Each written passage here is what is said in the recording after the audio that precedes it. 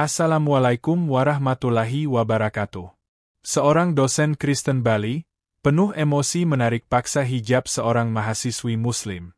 Debat sengit pun terjadi antara keduanya, dengan taruhan siapa yang kalah harus pindah agama. Perdebatan panas ini berlanjut hingga dosen Kristen akhirnya dipermalukan di depan umum. Simak cerita seru ini. Di sebuah kelas di universitas ternama di kota Medan, suasana awalnya tampak seperti hari-hari biasa. Siti, seorang mahasiswi berusia 21 tahun yang berasal dari daerah Sumatera Utara, duduk dengan rapi di kursinya sambil memperhatikan penjelasan dosen Wayan tentang filsafat keagamaan. Ia adalah salah satu mahasiswa paling rajin dalam kelas tersebut, selalu aktif bertanya dan memberikan tanggapan. Namun, suasana tiba-tiba berubah ketika dosen Wayan menghentikan ceramahnya dan menatap Siti dengan tatapan tajam. "Siti," panggilnya, "apa alasanmu mengenakan hijab di kelas ini? Ini Indonesia, bukan negara Islam." Beberapa mahasiswa lain terkejut mendengar pertanyaan itu. Mereka menoleh ke arah Siti, yang tampak tenang meskipun sedikit terkejut. Siti menghela napas panjang sebelum menjawab dengan suara yang jelas namun lembut. "Pak Wayan, saya mengenakan hijab karena itu adalah bagian dari keyakinan saya sebagai seorang muslimah. Hijab adalah perintah Allah yang tertuang dalam Al-Quran, Surat An-Nur ayat 31. Tidak ada aturan di Indonesia yang melarang saya untuk memakai hijab. Bahkan, Undang-Undang Dasar kita menjamin kebebasan beragama." Beberapa mahasiswa mengangguk setuju mendengar jawaban Siti. Namun, dosen Wayan tampak tidak puas. Ia menatap Siti lebih lama, seolah mencoba mencari celah dalam argumennya. Suasana menjadi tegang saat semua mata tertuju pada mereka berdua.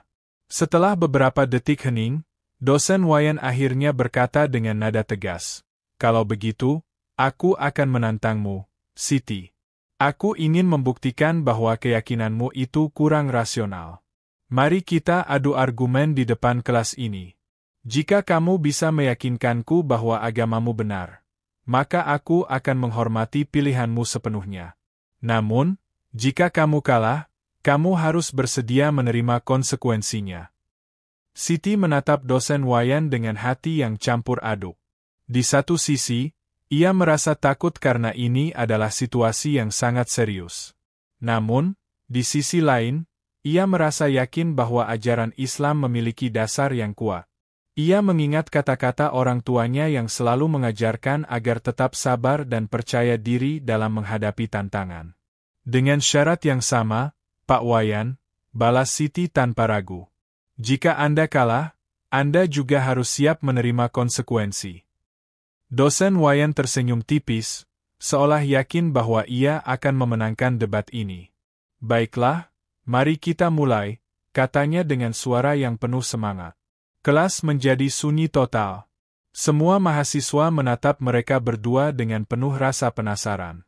Beberapa merasa tegang, sementara yang lain hanya ingin melihat bagaimana hasil dari pertarungan ideologi ini. Dosen Wayan mulai dengan pertanyaan yang tampaknya sulit dijawab. "Apa bukti bahwa Tuhan umat Islam itu ada? Jika Dia benar-benar ada, bisakah kamu menunjukkannya kepada kami sekarang?" Beberapa mahasiswa saling pandang, seolah khawatir bahwa Siti tidak akan bisa menjawab pertanyaan tersebut. Namun, Siti tetap tenang. Ia menarik napas dalam-dalam sebelum menjawab. "Pertama-tama, Pak Wayan, Tuhan tidak bisa dilihat secara fisik karena Dia Maha Tinggi dan Maha Kuasa. Namun, bukti keberadaannya dapat kita lihat melalui ciptaannya. Alam semesta ini, beserta segala isinya, adalah bukti nyata bahwa ada pencipta yang hebat di balik semuanya."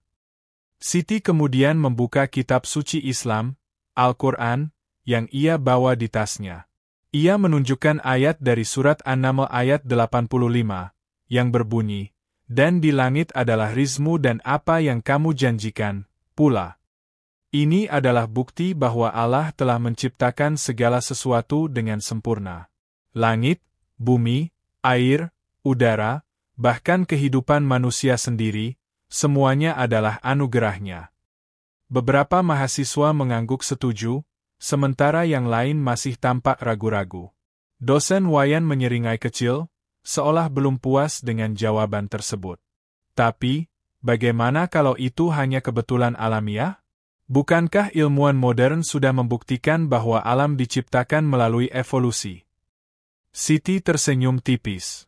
Ilmu pengetahuan memang penting, Pak Wayan. Namun, ilmu pengetahuan tidak bisa menjelaskan semuanya. Misalnya, siapa yang menciptakan hukum-hukum alam itu sendiri? Siapa yang membuat gravitasi bekerja? Jawabannya adalah Allah, yang Maha Kuasa. Setelah pertanyaan pertama selesai, dosen Wayan langsung melontarkan pertanyaan kedua. Mengapa orang Islam pergi haji untuk menyembah Ka'bah? Bukankah itu bentuk penyembahan berhala? Siti menarik napas dalam-dalam lagi sebelum menjawab. Pak Wayan, Ka'bah bukanlah objek penyembahan. Ka'bah adalah simbol kesatuan umat Islam. Sebagai seorang Muslim, kita menyembah Allah saja, bukan benda mati apapun. Ka'bah dibangun oleh Nabi Ibrahim dan putranya, Ismail, sebagai tempat ibadah kepada satu Tuhan. Ia kemudian membuka Al-Quran sekali lagi dan menunjukkan ayat dari surat Al-Imran ayat 96-97. Allah memerintahkan Nabi Ibrahim untuk membersihkan Ka'bah dari penyembahan berhala dan menjadikannya tempat ibadah bagi umat manusia. Ka'bah adalah titik pusat spiritual bagi umat Islam, bukan tempat penyembahan berhala. Beberapa mahasiswa mulai mengerti maksud Siti. Mereka mengangguk pelan, seolah akhirnya memahami makna di balik ritual haji. Namun, dosen Wayan tampak masih skeptis. Ia menyilangkan tangannya di dada dan berkata, "Baiklah, tapi aku masih punya satu pertanyaan lagi. Kenapa ada umat Muslim yang menjadi teroris?" Tanya dosen Wayan dengan nada sinis. Beberapa mahasiswa terkejut mendengar pertanyaan itu, sementara yang lain tampak ragu-ragu. Mereka tahu bahwa ini adalah topik yang sensitif dan bisa memicu perdebatan sengit. Siti tidak langsung menjawab. Ia membutuhkan waktu beberapa detik untuk merapikan pikirannya. Pak Wayan, terorisme bukanlah bagian dari ajaran Islam.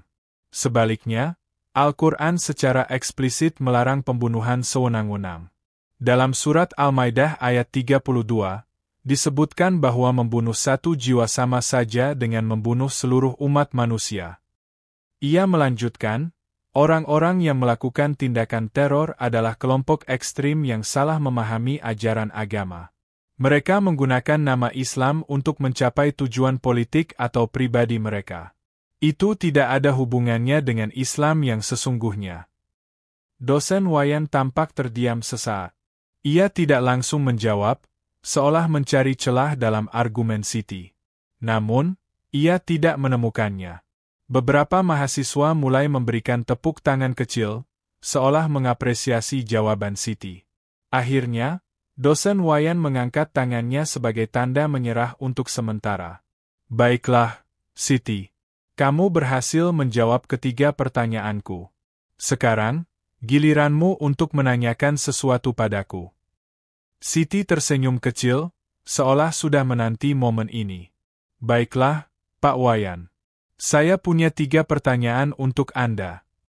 Setelah dosen Wayan mengizinkannya, Siti mulai menanyakan pertanyaan pertamanya dengan nada yang tenang namun tegas. Pak Wayan, saya ingin bertanya, kenapa Yesus bisa mati di salib? Siapa yang menyalibkannya? Dosen Wayan terdiam sejenak. Ia memikirkan jawaban yang tepat sebelum akhirnya berkata, Yesus disalibkan oleh bangsa Romawi atas permintaan orang-orang Yahudi karena mereka merasa ancaman oleh ajarannya. Beberapa mahasiswa mengangguk mendengar penjelasan tersebut. Namun, Siti tersenyum kecil dan melanjutkan argumennya. Jika Yesus adalah Tuhan, bagaimana mungkin manusia bisa menyalibkan Tuhan? Bukankah Tuhan Maha Kuasa dan tidak bisa dikalahkan oleh makhluk ciptaannya sendiri? Pertanyaan ini membuat beberapa mahasiswa lain termenung. Dosen Wayan tampak berpikir keras, mencari cara untuk menjawab tanpa menyebabkan kontradiksi. Ia akhirnya berkata, Itu adalah rencana Allah untuk menebus dosa umat manusia. Namun, Siti cepat menangkap celah dalam argumen tersebut. Tapi, Pak Wayan, jika Yesus benar-benar mati, apakah itu artinya Tuhan pernah lemah atau bahkan kalah? Bagaimana kita bisa percaya bahwa Dia adalah Tuhan yang sempurna? Beberapa mahasiswa mulai bergumam pelan satu sama lain. Suasana menjadi semakin tegang saat semua mata tertuju pada dosen Wayan, yang tampak sedikit ragu-ragu. Siti kemudian melontarkan pertanyaan kedua. Pak Wayan, apakah Yesus pernah secara eksplisit mengklaim bahwa dirinya adalah Tuhan? Kali ini, dosen Wayan langsung memberikan jawaban tanpa ragu. Ya, dalam Injil, Yesus sering mengatakan bahwa Dia adalah anak Allah, dan itu berarti Dia adalah Tuhan. Namun, Siti tidak langsung puas dengan jawaban tersebut. Ia membuka Alkitab yang ia bawa dari tasnya dan mulai membacakan ayat-ayat tertentu. Pak Wayan, mari kita lihat apa yang Yesus katakan sendiri. Dalam Markus 10:18, ketika seseorang menyebutnya sebagai Rajaku yang baik, Yesus menjawab, "Kenapa kamu memanggilku baik? Tidak ada yang baik kecuali Allah saja." Siti melanjutkan, jika Yesus benar-benar Tuhan, mengapa Dia tidak langsung mengklaim dirinya sebagai Tuhan? Mengapa Dia malah menyangkal gelar tersebut? Dosen Wayan tampak terkejut dengan argumen Siti. Ia mencoba mencari ayat lain dalam Alkitab untuk membuktikan klaimnya, tetapi Siti sudah siap dengan tanggapan yang logis dan didukung oleh teks-teks suci. Bahkan dalam Yohanes 14:28, Yesus sendiri berkata, "Bapa lebih besar daripada aku." Jika Yesus bukan Tuhan, maka Dia hanyalah seorang nabi seperti yang diajarkan dalam Islam. Beberapa mahasiswa mulai memberikan tepuk tangan kecil, seolah mengapresiasi argumen Siti yang jelas dan rasional. Pertanyaan terakhir saya, Pak Wayan, kata Siti dengan nada yang lebih serius. Apakah Yesus adalah Tuhan atau manusia? Dosen Wayan menatap Siti dengan pandangan yang penuh keraguan. Ia mencoba menjawab, Yesus adalah Tuhan dan manusia pada saat yang sama. Itulah misteri iman Kristen.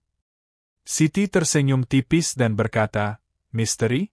Dalam Islam, tidak ada misteri tentang Tuhan. Allah adalah satu-satunya Tuhan yang Maha Esa, tanpa rekannya, tanpa anak, dan tanpa bentuk apapun. Dia tidak bisa dibagi menjadi dua entitas yang berbeda. Ia kemudian membuka Al-Quran dan membaca surat Al-Ikhlas ayat 1-4, yang berbunyi, "Katakanlah, Dialah Allah, yang Maha Esa. Allah lah yang tidak kusembah selainnya, yaitu pencipta langit dan bumi. Dialah yang Maha Kuasa lagi Maha Rahim." Tuhan dalam Islam adalah sesederhana dan sejelas itu, lanjut Siti. Tidak ada campuran antara Tuhan dan manusia. Itulah sebabnya kami percaya bahwa Yesus adalah Nabi, bukan Tuhan. Beberapa mahasiswa mulai bergumam setuju, sementara yang lain masih tampak terkejut dengan argumen Siti. Dosen Wayan duduk di kursinya dengan wajah yang tampak lesu. Ia tampaknya telah kehabisan argumen untuk melawan klaim Siti. Setelah beberapa saat hening, dosen Wayan akhirnya berbicara dengan suara serak. Siti, aku harus mengakui bahwa kamu telah berhasil meyakinkanku dengan argumenmu. Aku salah menilai agama Islam. Selama ini, aku hanya mempercayai apa yang diajarkan kepada saya tanpa mempertanyakan dasarnya. Beberapa mahasiswa terkejut mendengar pengakuan tersebut. Banyak dari mereka yang tidak pernah menyangka bahwa seorang dosen senior seperti Wayan akan mengakui kekalahannya di depan kelas. Namun, bagi Siti, ini adalah momen yang sangat emosional. Ia merasa senang karena berhasil membela keyakinannya dengan cara yang damai dan rasional. Wayan kemudian melanjutkan, "Aku ingin minta maaf kepada kamu dan kepada semua mahasiswa Muslim di kelas ini. Aku janji akan belajar lebih banyak tentang Islam agar tidak lagi salah mengartikan ajarannya." Beberapa mahasiswa memberikan tepuk tangan panjang sebagai bentuk apresiasi atas sikap terbuka dosen Wayan. Suasana kelas menjadi hangat kembali, meskipun ada rasa tegang yang masih tersisa di udara. Beberapa hari setelah insiden tersebut, kabar mengejutkan tersebar di kalangan mahasiswa universitas tersebut. Dosen Wayan telah memutuskan untuk mualaf dan memeluk agama Islam. Ia mengatakan bahwa setelah melakukan riset lebih lanjut tentang Islam, ia akhirnya meyakini bahwa agama tersebut memiliki dasar yang kuat dan logis. Siti, kamu adalah alasan utama mengapa aku memutuskan untuk mualaf, kata Wayan kepada Siti saat mereka bertemu di kantornya. Argumenmu membuka mataku tentang hal-hal yang selama ini tidak pernah aku pahami sepenuhnya. Siti tersenyum kecil dan berkata, Alhamdulillah, Pak Wayan. Semoga Allah memberkati langkah baru Anda ini. Berita tentang konversi dosen Wayan menjadi viral di media sosial, tidak hanya di Medan tetapi juga di seluruh Indonesia. Banyak orang yang terinspirasi oleh cerita ini, baik Muslim maupun non-Muslim. Insiden ini menunjukkan bahwa dialog antaragama dapat dilakukan dengan cara yang damai dan menghasilkan pemahaman yang lebih baik tentang keyakinan masing-masing. Akhirnya, Siti dipuji oleh teman-teman dan keluarganya atas keberaniannya untuk membela keyakinannya. Ia sadar bahwa debat tersebut bukan hanya tentang memenangkan argumen, tetapi juga tentang menyebarkan pesan perdamaian dan toleransi kepada dunia.